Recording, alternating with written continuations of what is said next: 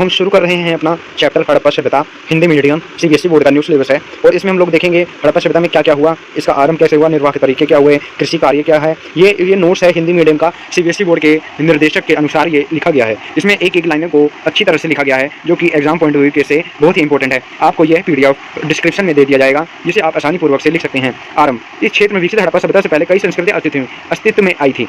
बत्तियां आमतौर पर छोटी होती थी, इनके बड़े आकार की रचनाएं लगभग ना के बराबर होते थे। ऐसा प्रतीत होता है कि हड़प्पा सभ्यता सबसे पहले आया था, आरंभिक हड़प्पा सभ्यता से पहले आया था। हड़प्पा सभ्यता में अब निर्वाह के तरीके। हड़प्पा सभ्यता के निवासी कई प्रकार के पेड़ पौधे से प्राप्त और जानवरों में से निर्वाह के तरीके। हड़प्पा सभ्यता के निवासी कई प्रकार के पेड़ पौधे से और प्राप्त जानवरों में हड्डियां शामिल थी, जिसमें से वो कई प्रकार के पेड़ पौधे से और जानवरों में जिनमें मछलियाँ भी शामिल थी से प्राप्त भोजन, अनाज के दान और बीजों की खोज, प्राथमिक आहार संबंधी आदतों के विषय में जानकारी मिलती है प्राप्त करने के लिए सफल हो पाए हैं। सबसे पहले हड़प्पा सभ्यता की खोज 1921 में की गई।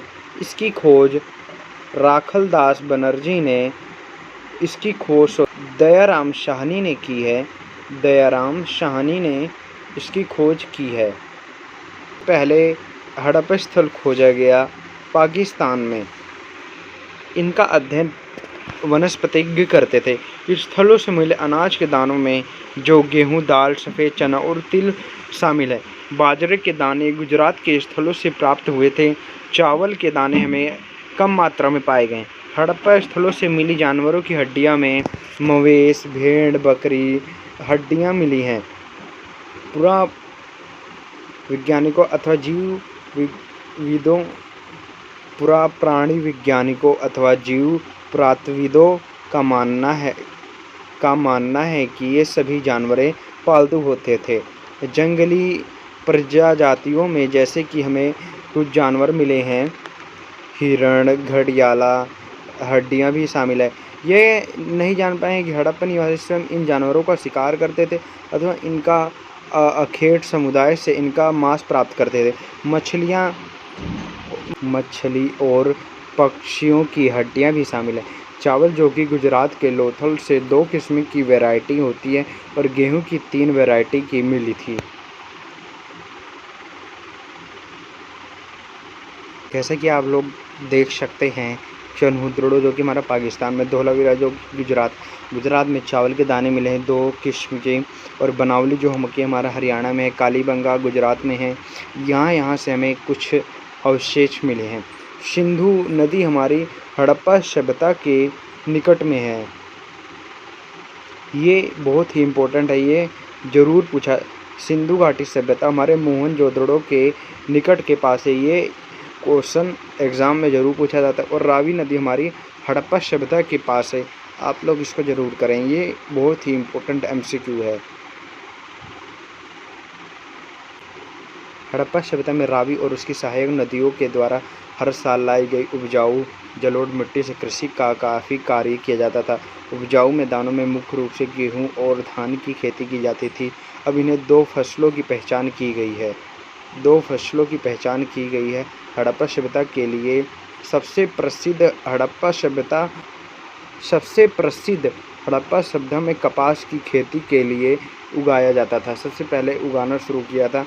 इसे हड़प्पा सभ्यता में सबसे प्रसिद्ध कपास की खेती को माना जाता है। सबसे पहले उसको ही शुरू किया गया था उगाने के लिए। अब हम लोग देखेंगे कृषि प्रौद्योगिकी। मोहरों पर किए गए रेखांकित और मृणमूर्तियों यह इंगित करते हैं कि वृषभ में कुछ जानकारियां थी। इस आधार पर पुरातत्वविद यह मानते हैं कि खेत जोतने के लिए बैलों का प्रयोग किया जाता था। ये पक्की हुई मिट्टी से बना हुआ वृक्षक है। इसको आप लोग ध्यान से इसका नाम पढ़ के जाएं। वृक्षक है ये पेपर में ज़रूर आता है। चोलिस्तान के कई स्थलों और बनावली में पकी हरियाणा से मिट्टी के बने हल के प्रतिरूप मिले हैं। चोलिस्तान जो कि पाकिस्तान में है हमारा पाकिस्तान में है, और बनावली जो कि हरियाणा में है। इसके अतिरिक्त पुरातत्वविदों को कालीबंगा राजस्थान नामक स्थान पर जुते हुए खेतों का साक्ष्य मिला है, जो कि हड़प्पा सभ्यता के स्तरों में संबंध से समृद्ध है। इस खेत में बने हलों की रेखाओं को दो समूहों एक दूसरे को समकोण पर काटती थी। समकोण मतलब इस प्रकार से एक दूसरे को काटती थी। विद्वान यह मानते हैं कि जो दर्शाया गया है कि एक साथ दो अलग अलग फसलें उगाई जाती थी। अधिकांश हड़प्पा स्थल अर्ध शुष्क क्षेत्रों में स्थित था। इस प्रकार के क्षेत्रों में स्थित था इसकी खेती की जाती थी, जिससे पता चलता है कि यहाँ पर एक साल में दो प्रकार की खेती की जाती थी। कृषि के लिए सिंचाई की आवश्यकता पड़ती थी। अफगानिस्तान में सुतोई बुग नामक हड़प्पा स्थल से नहरों के कुछ अवशेष मिले हैं। कृषि के लिए सिंचाई की आवश्यकता पड़ती थी होगी। अफगानिस्तान में नामक हड़प्पा स्थल से नहरों के कुछ अवशेष मिले, परंतु पंजाब और सिंध में नहीं मिला है। ऐसा संभव है कि प्राचीन नहरें बहुत पहले से ही गाद में भर गई होंगी। ऐसा भी हो सकता है कि कुएं भी प्राप्त पानी का प्रयोग सिंचाई के लिए किया जाता था। ये अफगानिस्तान में नामक हड़प्पा स्थल के नहरों के कुछ अवशेष मिले हैं। ये अफगानिस्तान स्थल नामक हड़प्पा स्थल से नहरों के अवशेष मिले, ये लाइन बहुत इम्पोर्टेंट है। ये एग्ज़ाम बोर्ड में आने के लिए बहुत ही अधिक संभावना है। ये आती भी है, इस वर्ष के PYQ में देखा भी गया। ये लाइन आई हुई है MCQ में। बच्चे ने बहुत ही गलत किया है, काफ़ी बच्चों ने जो ध्यानपूर्वक पढ़ाया है उसको भी बहुत अच्छे से किया है। धोलावीरा जलसाय, इसके धोलावीरा जो कि हमारा गुजरात में है, इसके राजगिरी कार्य का ध्यान कीजिए। ये जलसाय है, यहाँ पर जल भरा रहता था, जैसे कि आजकल नदियाँ तालाब में देखने को मिलता है, उस प्रकार के। इसके अतिरिक्त धोलावीरा गुजरात से मिले जलसायों का प्रयोग समृद्ध कृषि के लिए जल संचालक हेतु किया जाता था। पुरावस्तु की पहचान कैसे की जाती थी? पुरावस्तु की पहचान कैसे की जाती थी? ये भोजन धातु की मिट्टी से बनाया गया था। यहाँ एक महत्वपूर्ण हड़प्पा मोहनजोदड़ो में दुकानों में सबसे भारे किए जाते थे। चक्कियाँ मिली हैं और ऐसे प्रत्येक अनाज पीसने के लिए एकमात्र साधन था। चक्कियाँ कठोर, कंकरीले, अंगीर, बलुआ मिट्टी के मिले हैं।